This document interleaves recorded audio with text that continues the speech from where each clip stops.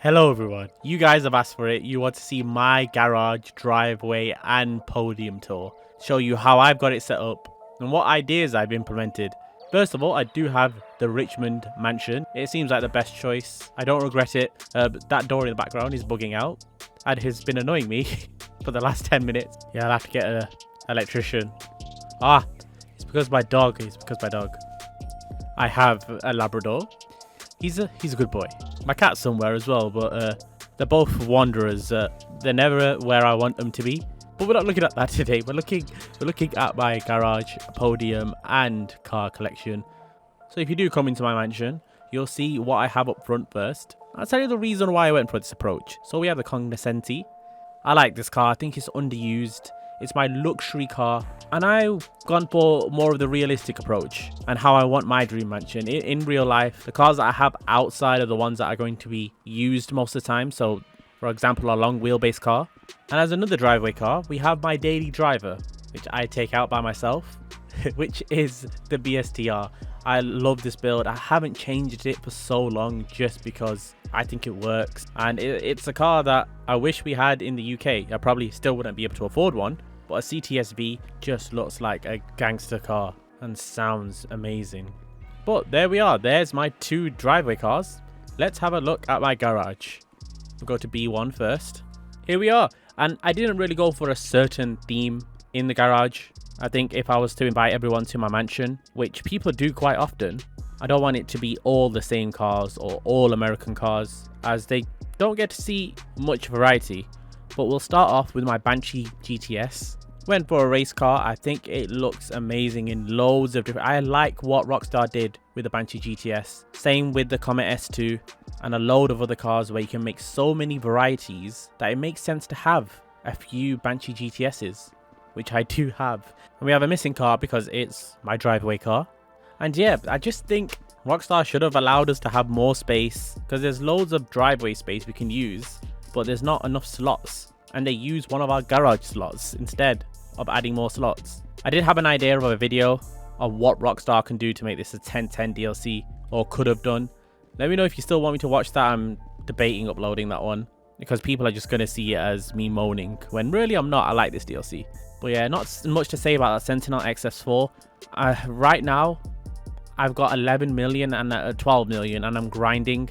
And I can't afford to keep buying these cars like I could back in the days. I want to buy a lot more Sentinel XS4s, but I just can't afford it. Schlagen GT, which I do have a few of. I could sell one to get myself an XS4, but it's hard to part with these vehicles as well. This is a worn color, which means it gives off a matte look. I can make it any crew color and a matte, and I'll show you what I mean. So for example, if I go into respray and my current crew color is blue, then it'll be on matte blue. I have to make sure it's on secondary, and it's a cool option. It's a car that looks satin. It's in between the matte color in GTA and normal colors. Right, hello, move faster because you're taking a bit too much time on those vehicles. Vector, I love this. I love the hint colors. I've explained this in many videos where the crew color will be white and there'll be a hint of pink in there, or a hint of purple in this case. Then I've gone for the interior of pink. It's like the wifey car, and I do still love that color, and I think loads of Lexuses back in the days used to have those color shifts. They still do have those premium colors. Here's my SJ with a tuner build, a budget tuner build / race car. Love having little abstract builds and cars like my younger GTA character would have had. Like, this is from my character 15 years ago, let's say. That's what you like to see. You're in your mansion. There's progress right there. I'm sorry if I'm being a bit too nerdy and techie with these, but I think that's what this DLC brings out. This DLC brings out your imagination, what you would like to have in your real life car collection, how you'd like to have your display car, how you'd like to have your driveway. And that's what I love about this DLC. It brings out everyone's creativity. And if you haven't organized your garage like that yet, please do. This was going to be one of my driveway cars, but I did change my mind. I love this deity, the look, the presence, the prestiginess. It's a phenomenal car. I have my GT750. I'm not too excited to show this one because I wouldn't really keep the purple plate on a Daytona, but just because I have it, I don't want to get rid of it, because as you know, it's not an obtainable option, but you can buy it off people in LS Car Meet. And we have the Postlude. We have our little racing tuner Postlude. I love this car. Orange, with that livery, those wheels, all makes sense. And I don't think I've changed this car either since I first modified it. Let's go to basement 2. We're in basement B2 now, and we'll start off on the left again with my T20. And this T20 again has stayed like this for so long, people might recognize it. And it's again got that worn paint, which is the matte paint, so that's the crew color on there. It's a bit like a very light gray. Next to it we do have the Xeon Classic. I do like this Xeon Classic. I think it's classy and cream, with cream BBS RSs on there, and it's similar to how I'd have a build in real life. If I had this in real life, I wouldn't have the stance look on it, because this is the stance look when you lower it outside. I'd have smaller wheels and I'd have it as stock height as well. Warrener here, this is the type of build I'd have my Xeon Classic in real life. Stock wheels. I know it's sometimes boring for people to see, but I do like my realistic looking cars. We have the Comet Retro Custom, which I was thinking to put in the Podium, and if I was to have an RWB, this is how I'd like to have it. But yeah, we can only dream of that right now. The Buffalo STX. This surprisingly has had a lot of comments. People like this Buffalo EBX. Sorry, STX. That's a mistake people won't let me go for if I left it in.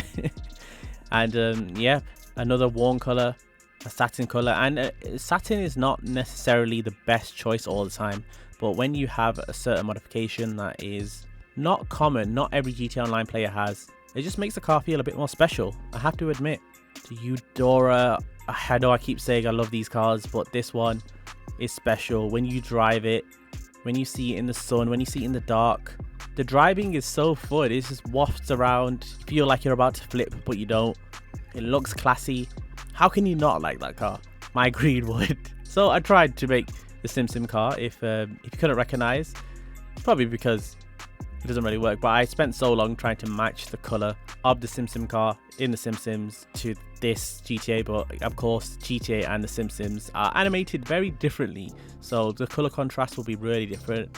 And my Arbiter GT, my beloved Arbiter GT, one of my favorite cars in the game, and I'm sorry, and I know it's the most degenerate thing someone can really say, but GTA has made me want this car in real life. Like, not no Forza, not no Gran Turismo. GTA has made me want a GTO in real life. I don't know, is that bad? And here, 2 of my driveway cars, or Podium cars, were supposed to be. Right, let's go to my Podium. Now here's my Podium car, the Stinger. Probably not something everyone would expect. And I think it's just an overlooked, forgotten car. I used to love the Stinger GT and the Stinger. And the Stinger GT always overshadowed the Stinger. I think it's a classy car, the right type of car to put on your Podium. But it's mainly a 250 GT Spider. I just think the type of car you would have on your Podium, a very unique car, and a lot of players that have just started playing GTA, or even people that have joined a few years ago, don't know what this is or this car even existed. But yeah, thank you for watching, everyone. And people seem to like these type of videos, so if you could let me know what you like about these videos, then I can focus my videos more towards that area. Yeah, thank you for watching. See you guys in the next one.